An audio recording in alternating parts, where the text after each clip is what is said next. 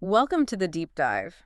We're plunging into, well, this sometimes pretty wild world of digital spaces. hmm Those online hangouts where unexpected connections just happen and you get all these diverse viewpoints colliding. Yeah, it can be chaotic, but also really fascinating. Totally. So today, our mission is to unpack this raw recording we got of Twitter Space.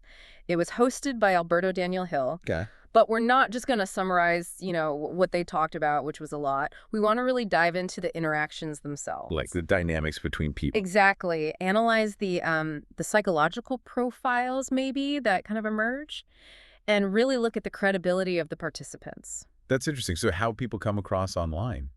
Yeah, think of it as like your shortcut to understanding these complex online chats and the real experiences behind the avatars. And the source material is key here, Yeah. right? You said it's unfiltered audio. Yep, raw audio from the space plus some extra notes. It gives us this unique, totally unscripted look. And that unscripted bit, that's gold, isn't it? Because you see people genuinely reacting, navigating tech problems, Hmm. presenting themselves, bouncing off each other. Yeah.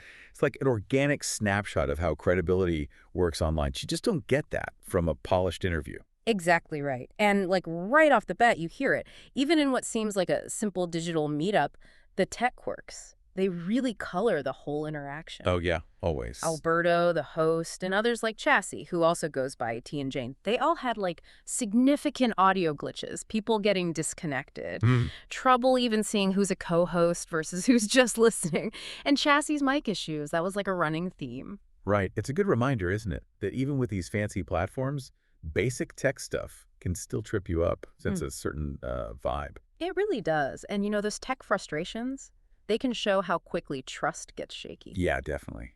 It's hard to build rapport or, sound authoritative if you're fighting your microphone the whole time. Right. Like for Chassis, it kind of impacts how people might take their expertise no matter what they're actually saying. That's a really good point. Yeah. Credibility isn't just what you say. Speaking of credibility, that leads us straight into maybe the clearest example in this recording. This guy, Bob. Ah, yes, Bob. You hear Bill and some others talking a lot about Bob. He claimed he was this big shot in the cyber community. The Secret Service connection claim, too. Yeah. Said he worked at the Secret Service, George Bush. I mean, so what about Bob's whole story jumped out to you as like major red flags for his online persona? Well, okay, beyond the claims themselves, which are pretty wild, what's fascinating isn't just that he lost credibility, it's how it happened. Okay. This open forum, Twitter Spaces, it acts like this rapid-fire reputation tester, you know? Mhm. It's decentralized. The feedback loop is immediate. Ah, so the group kind of fact checks in real time? Sort of, yeah. Yeah. Bill was very direct. He called Bob disgusting, disrespectful, hard to work with, said nobody liked the guy. Wow, strong words. And it wasn't just opinion.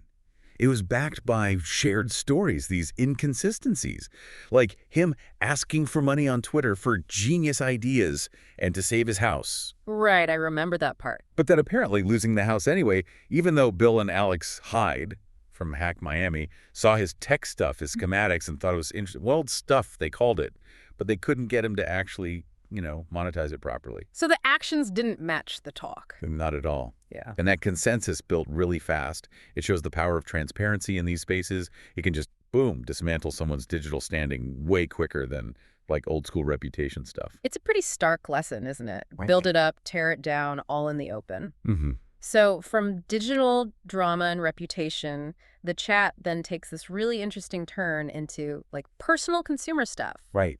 finance frustrations. Right. Shifting gears. And this is where you hear where people's real trust and loyalty lies. Bill gets really worked up about Capital One. Oh, yeah, that was intense. He talks about his platinum card getting canceled. They said suspicious behavior, but he paid consistently, even told them he was traveling to Texas. Which should have been fine, right? You'd think. His exact words, I wrote this down, were, "What the hell are you talking about? F you. I'm never dealing with that company again." Wow. Okay, so what did that huge reaction tell you about maybe his mindset when it comes to, like, banks and money? Well, that raw emotion, it really spotlights how deeply things like perceived unfairness or, lack of transparency hit us, especially with money. Yeah, it feels personal. Totally. He felt like betrayed by a system he thought he was playing by the rules in. And what's really telling is the contrast. With USAA. Exactly. He immediately flips and talks about USAA, Right. this federal savings bank, saying they treat him like gold, bundle services, saving money. It's night and day. Mm-hmm. And someone else even chimed in, didn't they? Similar issues with Capital One's Savior Card, but not their Quicksilver, suggest maybe inconsistency from the company. Yeah, it does. So these personal finance stories, they really reveal these core values people have about, like, reliability and just being treated respectfully. It's fascinating how visceral that stuff can be, but then the whole energy in the space just flips again. Yeah, where to? To crypto, the super speculative kind of wild west of finance. Ah, okay. From bank frustrations to moonshots. Pretty much. So what did their really bullish predictions, especially for XRP and Bitcoin, tell us about that community's mindset? Yeah, it's a leap, isn't it? From frustration to just pure optimism. It's really revealing about the psychology in these online investment groups. How so? Well, Bill and Alberto, they were both super bullish. XRP, Bitcoin, Ethereum. They talked about XRP jumping from like 20 cents to over $3. Yeah, predicting $10, $20 even. Right, and Bitcoin. They're thinking it's going to pump large, like $130,000 potential, maybe even $2 million a coin in 15 years. 2 million, wow. The reasoning is that finite supply makes it like a foundational digital currency. But beyond the numbers, notice the shared feeling. Like regret for missing out earlier. Exactly. That shared regret, but also this collective conviction that big gains are still coming. It shows how these online spaces can create this like communal echo chamber of optimism. Everyone hyping each other up. Kind of, yeah. Individual choices feel validated by the group. There's this sense of shared destiny, maybe downplaying the risks a bit. Definitely. Bill said he regretted not investing sooner, but the vibe was totally, it's still a good time to get in, even with just $50. And they mentioned things boosting that confidence, right? Yeah. Like recent U.S. crypto laws, big institutions buying in. It all feeds the narrative. It really does. That community validation seems huge. Okay, so from the highs and lows of crypto, the talk pivots again, quite unexpectedly. Where to this time? To nature. More global, kind of existential stuff. Interesting shift. Jason brings up endangered species, specifically Javon rhinos, and how important UNESCO protection is. Okay, conservation. Yeah, and he drops this really alarming statistic that kind of makes you stop and think. He says, we lose something like 3,000 species of animal per year globally since the 80s. Wow, that's Yeah. staggering. Did he say why? Yeah, mainly deforestation, especially South America, but also just historical human impact, like the Dust Bowl here, passenger pigeons, Tasmanian tiger, dodo bird, even mammoths. It's a heavy topic. A real pivot from crypto gains. Totally. It highlights how these conversations can just jump from the super personal to the planetary, Makes you think about how people balance progress and environmental costs. Absolutely. Yeah. And did it stay on that big picture level? Not entirely. It flowed pretty naturally into more personal run-ins with nature like wildlife and extreme weather. Okay, bringing it back down to earth a bit. Yeah, Bill tells this story about being in Texas during tornado warnings, helping hotel staff figure out the safest places. Like laundry rooms, stairwells, practical stuff. Exactly. And he also mentions being interested in storm chasers like Ryan Hall and Reed Timmer. Reed Timmer, yeah, the guy who inspired Twister, right, with the armored vehicle. That's the one, the Dominator vehicles they used to drive into F5 tornadoes. Wild stuff. Definitely shifts from the endangered species angle. It does. But then what really stood out to me was how it shifted again to these really cool, unexpected interactions between different animals. Oh, like what? They start talking about this symbiotic thing between jackrabbits. Bill called them the parkour kids of the rodent world, which I loved. Yeah. And prairie dogs. Apparently the rabbits use the prairie dog tunnels for shelter, and they both kind of act as warning systems for each other. Huh. That's fascinating. An unexpected turn from tornadoes for sure. Right, but it shows this deep connection, or at least interest in nature, doesn't it? Even in these little details. It really does. Shows the range of interest people bring to these casual chats. Anything else on the nature front? Yeah, Kimmy chimed in too. She talked about watching hummingbirds drinking from hose spray and bees visiting her mom's bee bar. A bee bar. Turns out it's just a bird bath, but still a cute observation. That whole thread then, from global extinction down to bees in a bird bath, it really paints a picture, doesn't it? These individuals seem quite connected to the natural world. Yeah, reflecting maybe that broader human concern for the environment, but also Just the wonder of it all. Okay, next up, we kind of delve into the mind. The mind's labyrinth, as you put it. Exactly. Learning, memory, the human element. And this is through Eban Rodriguez, who's doing some fascinating PhD research. Okay, what's his focus? Learning and memory, specifically something called awake rest. Awake rest. Interesting. Yeah, he's trying to figure out why just resting after learning sometimes helps memory and sometimes doesn't. Hmm. His theory is about your mental state during that rest. Are you meditating? Or are you like ruminating, planning? He thinks that affects the brain resources, the hippocampus, needed for consolidating memories. That makes intuitive sense, actually. What's he hoping to find? He wants to figure out how do we actually get to that beneficial rest state.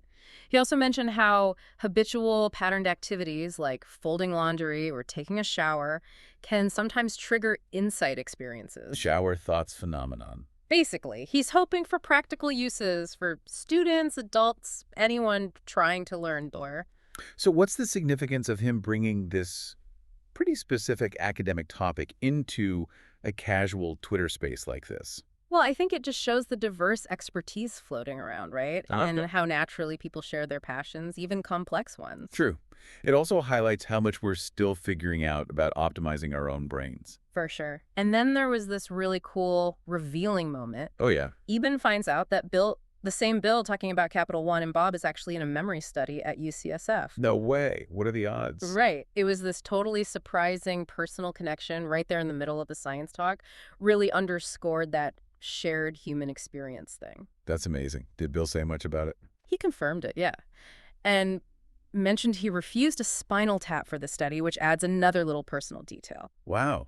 Okay, so that accidental connection, where did the conversation go from there? It broadened out, actually, into this really powerful discussion about empathy, specifically around invisible disabilities. Ah, okay. Important topic. Yeah, Jane and someone else were talking because it was Disability Awareness Month. They were advocating for more empathy towards people using handicapped parking spots. Making the point that not all disabilities are visible. Exactly. They mentioned things like heart conditions, liver, kidney issues, stuff you wouldn't see, and they stressed being mindful, just being nice to another human. They even kind of jokingly said young whippersnappers should park further away. But the core message was clear. And that conversation, it really shifts the focus, doesn't it? From tech glitches and science to just human understanding and connection. Totally. It's a crucial shift. Makes you think, how often do we just assume things about people based on what we see? All the time, probably. It really highlights Jane's empathetic side, trying to foster that understanding even in this online space. Yeah. It's a good reminder that behind every username is a whole person with unseen challenges. Absolutely. Okay, so our journey in this space continues, now going global. Cars, connectivity, culture. A lot to cover. Starts with cars. People are really admiring Tesla. The Model Y, especially Bill owns one, bought it for $42K, calls it the most amazing fuff car I've ever owned. High praise. And the Cybertruck gets mentioned too, described as the coolest F thing I've ever driven. So lots of Tesla love. Okay, familiar sentiment maybe in some circles. Right. But then Boston joins the chat. He's calling in from Nigeria. And he offers this completely different, crucial perspective. Okay. How so? What did his insights show about the global reach of, say, EVs?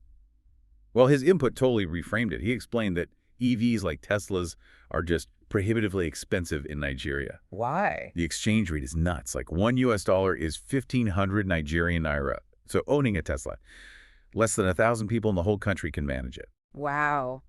That puts the admiration in a totally different light. Completely. Yeah. It starkly shows the economic gap. Technology might be available globally, but it's definitely not accessible globally. Yeah. And Boston added more context. He talked about Nigerian car manufacturers like Innocent, IVM.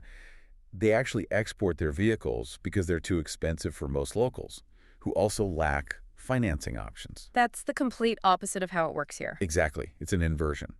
They also touched on Chinese companies getting into EVs now, like Huawei and Xiaomi, the phone and fridge company. A fridge company making cars. Okay. Yeah, with advanced features too.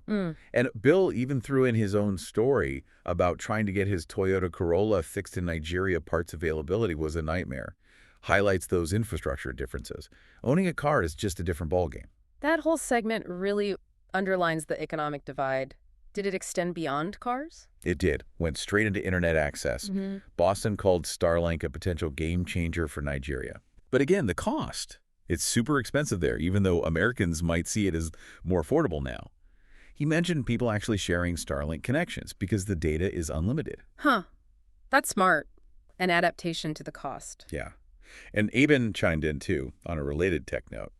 He mentioned many countries struggle to afford support for DNS security certificates. Which means? Makes their domain names really vulnerable to being spoofed or hijacked. Yeah. He told this chilling story about a Nigerian bank getting hit by Russian hackers, likely an inside job, and having to pay a $50,000 ransom. Oof. Real-world consequences of that economic tech gap. Absolutely. Makes you think about how you even start to address the global digital divide when basic security is a financial hurdle. Seriously. Okay, and then this segment wrapped up with something surprisingly mundane, but culturally fascinating. What was that? Water. Water. Yeah, just a water service. Yeah. They started comparing notes. In Europe, like Paris or London, you don't typically get water automatically with a meal. Right. You usually have to ask and often Yeah. pay. It might be sparkling. Exactly. Small portions, often sparkling, gotta pay. Which is so different from the US, where you get this giant glass of free tap water with ice, like instantly. It's true. It's automatic here. Then Scott introduces Philly ice water, which apparently is like a local sorbet. That caused some funny confusion. I can imagine. But they clarified. Boston confirmed that ice water, meaning water with ice cubes, is common in Nigeria too. But then someone mentioned avoiding it in places like Korea or Mexico because of water quality worries. So even something as basic as water highlights these huge global variations in daily life, cultural norms, even safety concerns. Totally. Things you just take for granted until someone points out how different it is elsewhere. A subtle but really powerful insight. Yeah, it really is. So, wow. We've covered a lot of ground here, haven't we? We really have. It was quite the journey through that Twitter space. Yeah, from like the nitty-gritty tech fails and the whole Bob drama to personal finance wins and losses, the crazy crypto predictions, deep dives into nature, memory research. Double economics, cultural differences around water. Yeah.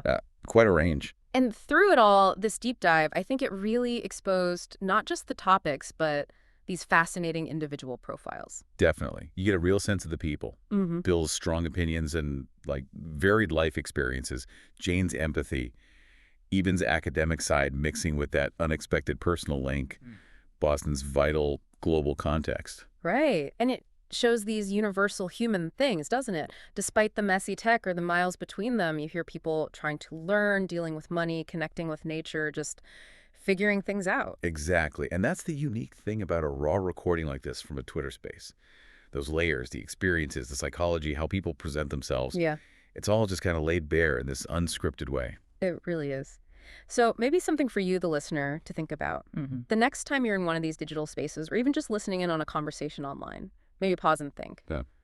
How many layers of personal history, expertise, cultural background are actually shaping what you're hearing? Yeah. What's going on beneath the surface of the words. Exactly. And what hidden insights about just, human nature might you pick up if you listen just a little bit closer? Makes you think, doesn't it?